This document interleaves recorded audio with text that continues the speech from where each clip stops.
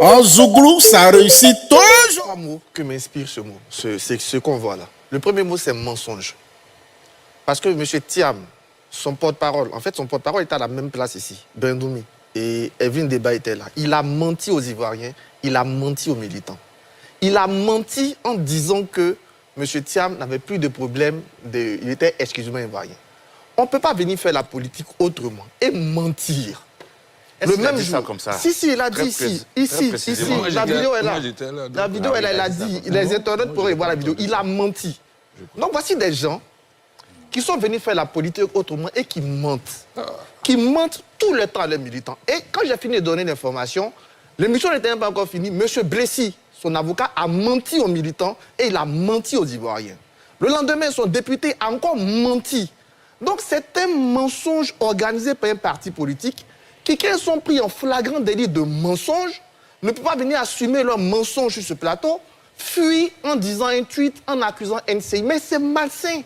On ne peut pas être fourbe jusqu'à ce point. Il faut que le PDCI de Thiam arrête de mentir. Il faut dire la vérité. M. Thiam, il nous a dit, devant les Blancs, qu'en politique, le plus grand danger, c'est le mensonge. Mais pourquoi ici ment? Alors, vous savez, il y a un principe en sciences politiques qui consiste à accorder un peu plus de respect aux personnes qu'on appelle les personnalités politiquement exposées, PPE. Je pense que, en dépit de tout ce qu'on peut reprocher aux dirigeants, qu'ils soient de l'opposition ou du pouvoir, on a quand même le devoir de leur accorder un petit respect quand même. Et il y a eu des mots particulièrement durs ici, qui moi-même, personnellement, m'ont gêné. Voilà, quand on parle de mensonges, de menteurs et autres, ça, moi, personnellement, ça m'a gêné. Ça me gêne d'autant que je ne suis pas sûr qu'Arthur Banga pourra traiter un ministre RHDP de menteur. Voilà. Et donc, ce que tu ne peux pas faire par rapport, quand il s'agit du pouvoir, soit par peur, soit par allégeance, soit par compromission ou même par respect, il ne faut pas le faire quand il s'agit de l'opposition. Je suis interpellé, j'espère que j'aurai le droit de réponse. Oui, bien sûr, vous aurez là. Il n'y a pas de problème. Donc, je pense que les personnalités politiquement exposées, on leur doit quand même un peu de respect. Sauf erreur de ma part, les gens du PDC, tout à l'heure, avec la dame de la CEI, elle a dit, les partis politiques ont eu le chronogramme. C'est ce qu'elle a dit. Kuyo, qui est à ma droite ici, a dit, elle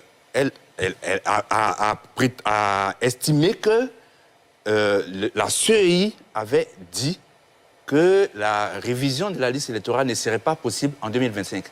Tous sur le plateau, on a dit non. Ce n'est pas ce que la dame a dit.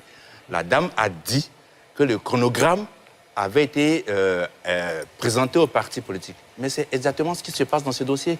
Les gens du PDCI disent « Notre président n'a pas de problème ». OK. Mais, sauf erreur de ma part, moi, je n'ai pas entendu l'un des responsables du PDCI dire « Oui, à l'heure où on parle, il a renoncé à sa nationalité, jusqu'à preuve du contraire ». Moi, je n'ai pas entendu cela.